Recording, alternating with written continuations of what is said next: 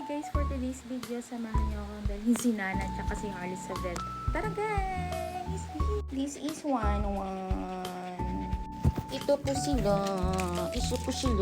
Dadalhin ko na sila sa vet. Ayan, palabas na kami ng subdivision. Nandito na kami sa labas ng bahay. Video muna, pang affiliate. Alright, tara guys. Walking tayo. Papara muna tayo ng Rockall papuntang vet.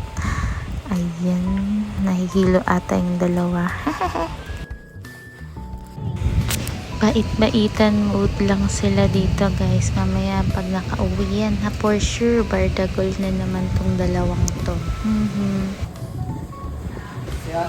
Hehe, nagkamali pa si kuya. It's Nana, not Hana.